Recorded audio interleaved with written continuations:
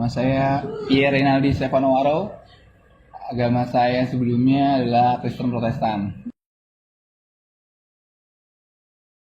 Oh, bisa convert ke Islam. Jadi ceritanya tahun 2013 Allah kasih saya harus merasakan manisnya rumah sakit selama 21 hari. Itu sakit yang dicari sendiri sih kali ya. Ya namanya anak muda kan segala macam dicobain. Apa yang dicobain? Ya semua lah hal durjana lah yang berbau-bau mabuk kali ya. Dari alkohol mungkin obat segala macam sampai sabu dan segala macam lainnya. Penasaran sih semua karena penasaran gitu. Sampai akhirnya 2013 jatuh di pinggir jalan, digotong sama temen, dibawa ke klinik 24 jam sama mama kayak itu kan, dibonceng sama tetangga tuh bertiga, dibawa ke klinik 24 jam nggak bisa, kata klinik 24 jam ini kita nggak punya oksigen, ini anak butuh oksigen, sampai akhirnya harus dirujuk ke rumah sakit terdekat, itu rumah sakit Azra di Bogor, Azra, akhirnya di endoskopi lah segala macam, dah itu baru saya sadar ketika benar-benar naik tuh di rumah sakit tuh. Oh, ternyata gue masih hidup nih. Kira-kira apa sih maksud Tuhan dengan semua ini gitu loh. Entah kenapa ketika di rumah sakit kan karena cuma atap doang yang saya bisa lihat ya. Cuma ngeliat ke atas, saya begitu mikir. Oh, mungkin Tuhan ngasih kesempatan kedua buat saya nih, kenapa saya nggak dimatiin saat itu. Apa sih kira-kira maksud Tuhan dengan semua ini? Oh, Tuhan pengen gue balik mungkin. Tuhan pengen saya balik ke jalannya lagi, mungkin Tuhan ngasih kesempatan saya buat tobat. Sampai akhirnya dari situ saya mulai balik ke gereja, mulai aktif lagi di gereja, mulai balik sama Tuhan. Sampai akhirnya punya tato di sini. Tato saya bikin tato Yesus di sini, Jesus di dada saya. Wah, malu nanti ya Yesus. Ada amat gak enak. Ya sampai akhirnya bikin tato di sini. Apa sih tujuannya? Sampai akhirnya saya bikin tato, tapi tato ini malah jadi pertanyaan sendiri dalam diri saya gitu. Kenapa sih lu bikin tato Yesus gitu loh? Oh iya juga ya, kenapa ya? Oh karena gue cinta sama dia, yakin cinta sama dia, emang kenal sama dia, emang dia siapa sih? Dia Tuhan, tau dari mana dia Tuhan? Jadi saya malah dihantui sama pertanyaan-pertanyaan seperti itu ketika saya ngaca gitu. Oh iya juga ya, sampai akhirnya dari mana saya harus cari tahu Yesus sebenarnya gitu loh? Baca Alkitab. Balik baca Alkitab. Cuman pengen tahu Yesus itu siapa dengan sebenar-benarnya gitu loh. Karena kan saya Protestan, tapi kan itu kan agama turunan saya karena orang tua saya itu Protestan kan seperti itu. Sampai akhirnya setelah mulai coba pelajari Bible, ya justru malah banyak kejanggalan-kejanggalan saya temukan gitu loh. Apalagi mengenai Trinitas itu yang mohon maaf pendapat saya itu bisa dibilang nggak masuk akal. Logika Trinitas itu nggak benar. Satu jadi tiga, tiga jadi satu itu nggak logis misalnya gitu. Sampai akhirnya di situ udah mulai malas-malasan gereja dan lain sebagainya. Sampai akhirnya kenapa bisa berlabuh sama Islam? Ya saya sebenarnya salut sama orang Islam ketika itu ya. Subuh-subuh itu kan kakek bangun pagi kadang kan dulu zaman jahiliyah suka saya ceng-cengin gitu. Pakai bahasa Sunda gitu karena di Bogor gitu ya. Ki balik gitu takut hilang segala macam. Malah ngecengin kayak gitu. Sampai satu ketika saya ketemu orang namanya Syakib. Iya. Teman saya, dia bukan teman dekat tapi teman nongkrong biasa gitu ya.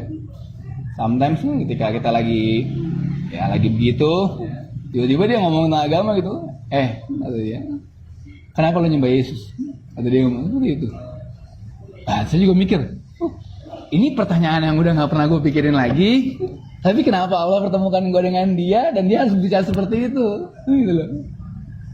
Janganlah lu jadi domba-domba yang terhilang. Coba lu cari, katanya. Emang gitu. Emang pernah ada Yesus di situ ngeklaim dirinya sendiri sebagai Tuhan dan lain sebagainya.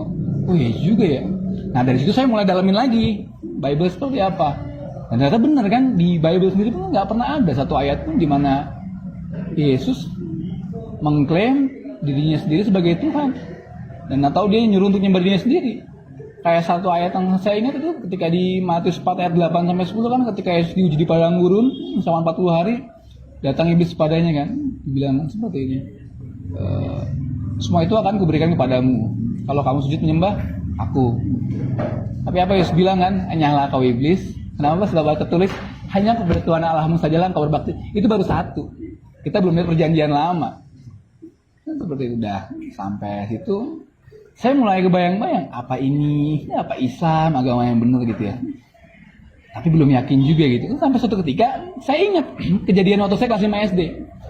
Saya kan sempat tinggal sama tante om saya itu yang keluarga pendeta. Jadi opa oma saya ini pendiri gereja Nehemia di Cisarua.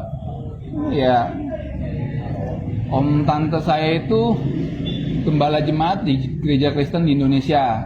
Itu adiknya mama, gitu. Sepupu-sepupunya mama orang Protestan yang taat lah boleh dibilang. Saya dilahirkan dari seorang keluarga Protestan yang taat, boleh dibilang seperti itu. Nah, satu ketika saya ingat kejadian waktu saya kecil, di kelas 5 SD kalau nggak salah. Satu ketika saya sekolah minggu, saya setoran hafalan. Setoran hafalan 10 anak. 10 anak. Nah, 9 anak ini benar baca, tapi kenapa saya salah? Gitu loh. Sedangkan kitab yang saya baca sama, pasal yang saya baca sama, ayat yang saya baca itu sama, tapi kenapa berbeda? Di mana letak perbedaan itu? Sampai akhirnya saya coba tanyakan ke kakak sekolah minggu saya, dan dia cuma bilang, oh ini nggak beda, ini cuma disempurnakan. Ternyata Bible yang saya baca itu tahun lama lah, waktu itu tahun 90-an. Nah, teman-teman saya baca tahun 2000. Seperti itu. Jadi ada perbedaan kata di situ. Iya. Saya lupa ayat-ayat berapa. Pokoknya itu satu kejadian yang saya ingat. Oh ya udahlah, disempurnakan, udahlah. Anak kecil kan nggak pernah pikir ke sana. Sampai akhirnya setelah saya dewasa, itu timbul pertanyaan seperti ini. Kalau benar Bible adalah kitab suci, kenapa kok banyak revisi? Iya nggak? Sedangkan di Wahyu itu kan ada tertulis, barang siapa yang menambahkan atau mengurangkan, ya kan? Allah bakal cabut. Ya pokoknya intinya ayatnya bunyi seperti itu. Sampai akhirnya apa benar? Bible itu kitab suci, benar-benar perkataan Tuhan. Simpelnya logikanya seperti ini mas. Kayak kitab suci itu kan suci ya. Menurut saya gini ya, kitab suci itu suci. Nggak boleh tambah-tambah, nggak boleh kurang-kurangin. Nah, sedangkan kalau udah ada intervensi tangan manusia di situ, apa itu masih bisa dikategorikan murni sebagai kitab suci? Ya, enggak lah. Seperti itu. Sampai akhirnya kenapa pilihan saya jatuh pada Islam? Kenapa nggak Buddha? Kenapa nggak Hindu gitu loh?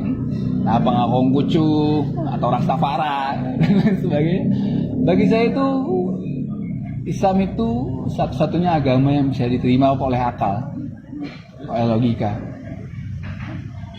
Agama yang benar-benar nggak ada kontradiksi, agama yang benar-benar sempurna, yang mengatur dari kita buang air kecil, gunting kuku sampai bernegara itu kan semua diatur dalam Islam. Islam itu kan mengatur seluruh aspek kehidupan. Itu yang luar biasanya Islam menurut saya.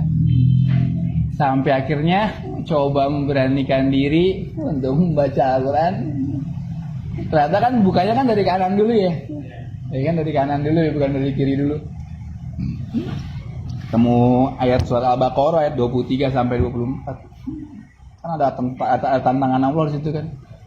Pertama kan di Al-Baqarah kan, zalikal kitabullah raiba fi. Tidak ada keraguan dalamnya. Terus ayat 23 kan, Bismillahirrahmanirrahim. Wa in kuntum fi raibin mimma nazzalna ala abdina fa'tu bi suratin min mithli wadu syuhada'akum min dunillahi in kuntum shadiqina. Dan jika kamu meragukan Al-Quran yang kami turunkan kepada hamba kami Nabi Muhammad SAW, coba datangkan satu surat semisal dengannya. Itu Allah tantang situ kan. Allah yang tantang, Allah yang berikan jawaban ya kan. Ya itu belum ada kan. Fa'ilam tawalu, walam tawalu kan seperti itu. Dan kamu semuanya tidak akan bisa dan pasti tidak akan bisa. Satu gitu. Belum cukup juga. Dan ini yang jadi pegangan saya nih. Dan ini salah satu mukjizat yang menurut saya perkataan Allah itu benar dan masih bisa kita temukan sampai detik hari ini. Quran surat Al-Hijr ayat 9. Allah bilang kayak gini kan. Inna nahnu nazzalna zikra wa inna lahu lahafizun. Sungguhnya kamilah yang menurunkan Al-Quran dan kami pula yang akan menjaganya. Tahu dari mana? Kan gitu pertanyaannya. Tahu dari mana? Allah yang menurunkan, Allah yang menjaganya. Simply mas, kalau ada seseorang yang punya daya di muka bumi ini, dia bisa ngumpulin seluruh Al-Quran di muka bumi ini, dikumpulkan jadi satu, bumi yang muskan dibakar sama dia gitu ya, atau dimusnahkan, terus diterbitkan Al-Quran yang baru, itu nggak bakal bisa. Kenapa? Karena hafiz Quran bukan 1-2 orang, Masya Allah jutaan. Nah, ini menurut saya bentuk penjagaan Allah terhadap Al-Quran dari 1400 tahun lalu turunkan kan sampai sekarang ini kan masih sama kan teksnya kan, nggak ada yang berubah dan nggak ada yang berkurang kan, satu huruf. Dan kalimat politiknya Allah tidak pasti al-ikhlas itu sikul huwallahu ahad, Allahus samad, lam yalid walam yulad walam yakul lahu kufuwan ahad, tidak beranak dan tidak pula diperanakan, dan tidak ada sesuatu pun yang setara dengannya. Ini definisi Tuhan yang sebenarnya nggak berwujud, nggak kelihatan, tapi bisa dirasakan. Dan nah tahun 2015 saya beranikan diri untuk syahadat itu, tapi sama teman saya yang waktu itu. Teman saya ngerasa belum sah kan, dan sholatnya pun masih bolong-bolong katanya itu. Masih bolong-bolong lah, masih ada mabuknya dikit lah. Masih ada mabuk ini. Sampai akhirnya saya minta, saya doa, ya tolong berikan saya pekerjaan yang baik buat saya. Dan kuasa Allah berikan saya kesempatan untuk bekerja di salah satu ya internasional hotel lah, dengan saya yang cuma lulusan sekolah dasar tapi bisa bekerja di perusahaan internasional tuh, wah alhamdulillah banget kan. Sampai akhirnya ketika saya di sana, target saya ini, saya sekarang udah seorang muslim, seorang Islam, saya nggak mau ninggalin sholat, saya nggak mau jadi Islam KTP, saya nggak mau jadi Islam abangan. Saya percaya ketika saya melakukan Islam saya dengan baik ini, pasti Allah bakal bukakan jalan, dan itu Allah buktikan, benar-benar buktikan. Jadi ketika pas masa transisi itu di Cikarang, saya pengen coba menjalankan keislaman saya dengan sebaik-baiknya, tapi nggak bisa. Kenapa? Karena kan terbentur dengan pekerjaan. Saya bekerja di bidang hospitality.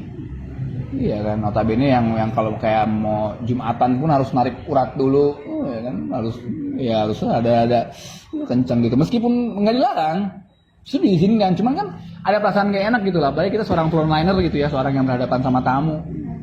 Sampai akhirnya saya coba untuk salat istikharah.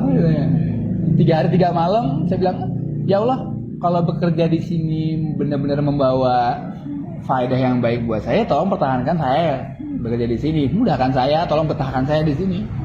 Tapi bila mana saya bekerja di sini hanya membawa mudorot bagi saya, tidak baik untuk kehidupan saya dan agama saya, tolong mudahkan saya tak pengen resign tanggal 25 ya Allah. Allah jawab kontan itu 3 hari kemudian. Manajer saya, beliau seorang yang baik, seorang yang baik, yang sholat pun, tapi entah kenapa Allah plesetkan mulutnya sampai sedikit bikin sakit hati kali ya. Jadi satu ketika gini, saya sholat asar, briefing itu kan jam 3, tapi ini sampai jam 15:20, dia nggak datang. Sampai akhirnya saya bilang sama teman saya, Mas, kemana bos lu? Nggak tahu nih. Oh yaudah gue sholat dulu bentar ya, sholat 5 menit.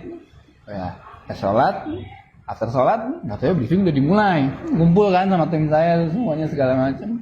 Tiba-tiba dia ngomong kayak gini, dari mana kamu? Oh dari musola pak. Ngapain? Kata dia ngomong gitu. Loh kok ngapain? Sholat pak, sholat asar gitu.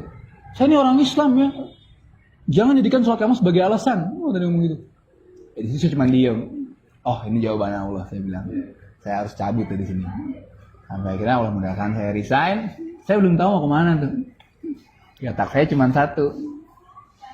Saya mau ke Jogja, saya mau ziarah ke makam bapak saya. Karena bapak saya itu kan beliau dimakamkan di daerah Solobonggo, Yogyakarta. Sekalian silaturahmi lah sama keluarga di sana. Sampai akhirnya saya nyampe di Kota Gede, karena saya tinggal di rumah mahdi saya waktu itu, mahdi saya di Kota Gede. Nah kebetulan setelah 1 bulan saya tinggal di Kota Gede, saya sering sholat di Masjid Muadz bin Jabal, seberang percetakan Mikro persis tuh di situ. Nah, mahdi saya ini mau pindah ke Kaliurang, sedangkan saya baru aja lagi belajar ngaji di situ sama pemuda di situ namanya Mas Kodik. Jadi karena saya sering sana, tiba-tiba dia nyapa saya, dari mana Mas? Ya gitu. Oh saya dari Bogor. Oh iya gini. Saya nanya kira-kira ada yang bisa ngajarin ngaji nggak di sini Mas? Oh bisa. Sore sama subuh, tapi sore dulu aja. Oh gitu. Sampai akhirnya mahdi saya pindah, kan saya nggak tahu tuh mau tinggal di mana, karena saya nggak mau repotin saudara lah. Nah, akhirnya saya coba bilang ke Pak Sam, takmir masjidnya waktu itu, diizinin nggak kalau saya boleh tinggal di sini sambil belajar ngaji di sini, ya, ngomong gitu, belajar baca Quran di sini. Oh boleh mas, dengan senang hati. Jadi James Bond ya kan, jadi marbot, jaga masjid sama kebun, James Bond. Nah, mulai dari situ tuh Allah pertemukan saya dengan orang-orang luar biasa di Yogyakarta, dan saya banyak banget belajar tentang Islam. Oh ini Islam sungguhnya. Oh ini agama yang sungguhnya itu seperti ini. Oh ini ketenangan yang hakiki itu seperti ini ketika kita dapatkan ketika jidat saya bertemu dengan tanah.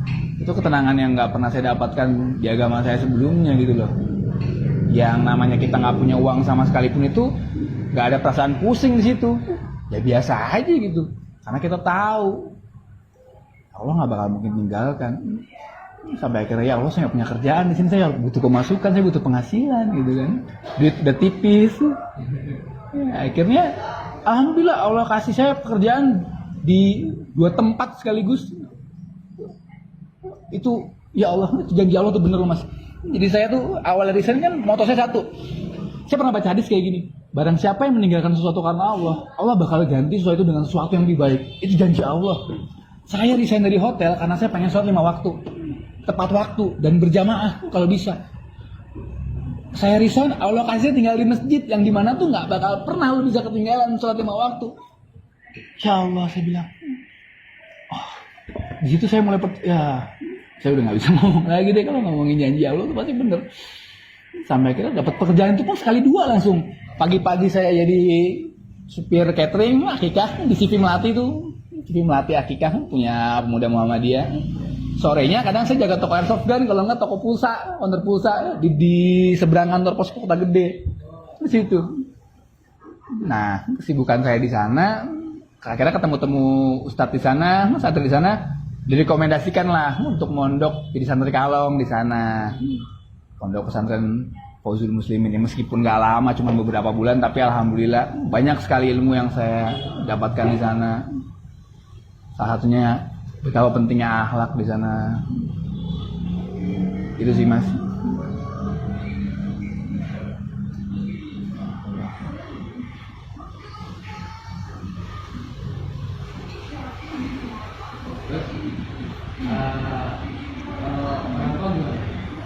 Ya.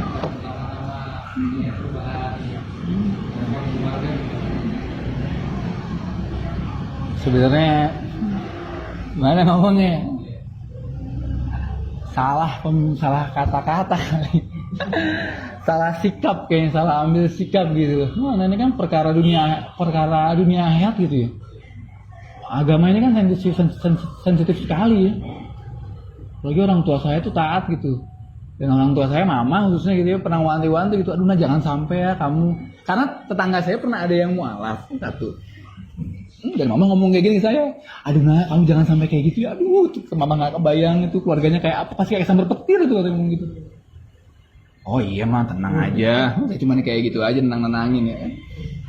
Sampai akhirnya mama keluar mulut ya hal yang mama paling takutkan itu terjadi, gitu sih. Intinya saya salah pemilihan kata-kata kali ya, salah sikap juga gimana cara menunjukkan keislaman saya. Ya tahu-tahu saya pulang, saya mulai ke masjid, kayak sholat gitu. Oh enggak, belum ngomong. Adik saya yang perempuan dapat gosip dari teman-teman karena kan main sama saya juga adik saya. Tuh Aldi tuh masuk Islam tuh gara-gara sakit tuh, dipengaruhin segala macam. Mama saya masih diam. Akhirnya mama klarifikasi nanya gitu. Intinya sih ibu saya kecewa kenapa nggak ngomong dulu, kan ngomong gitu.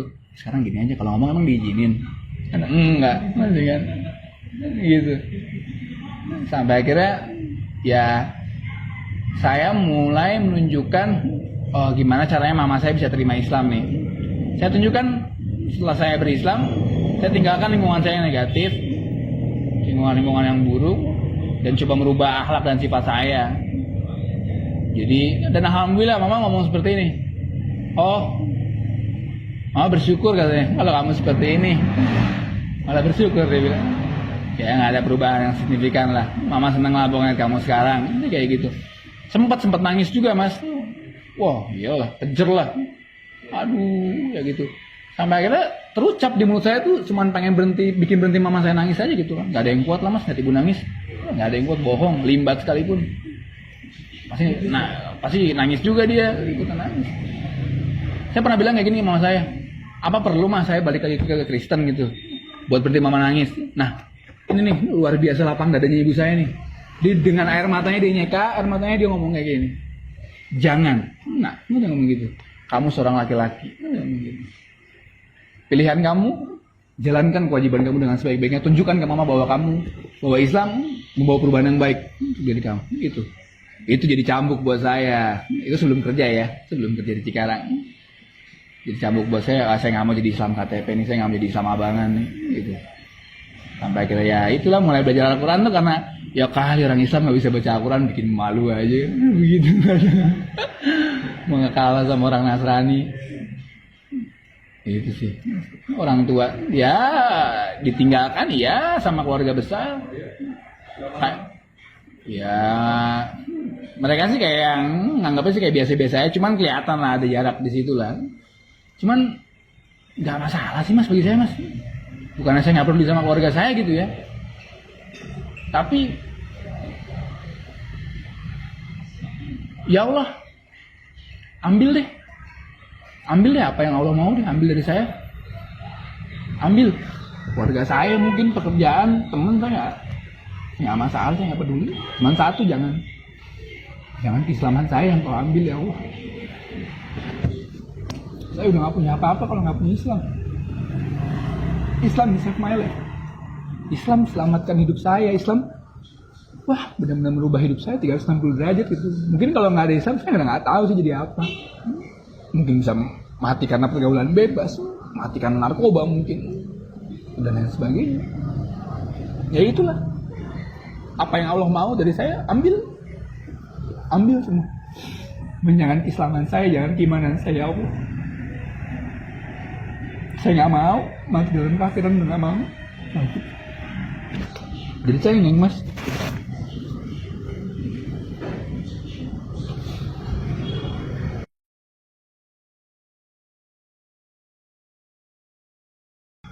Saran saya sih awal mula ini untuk mualaf ya, jangan malas buat sholat, karena sholat itu adalah kewajiban pilar Islam, tiang agama yang bila mana kamu meninggalkannya kamu bakal kehilangan segalanya gitu. Mungkin berat, ya emang berat karena ganjarannya surga. Sholat jangan ditinggalkan. Insya Allah ketika kita menjaga sholat kita nanti bakal perubahan-perubahan yang lain tuh otomatis Allah bakal kasih, Allah bakal ngikutin itu udah pasti sih. Dan jangan malas untuk belajar ilmu agama, samperin kajian, ketemu ustadz siapapun itu ustadznya.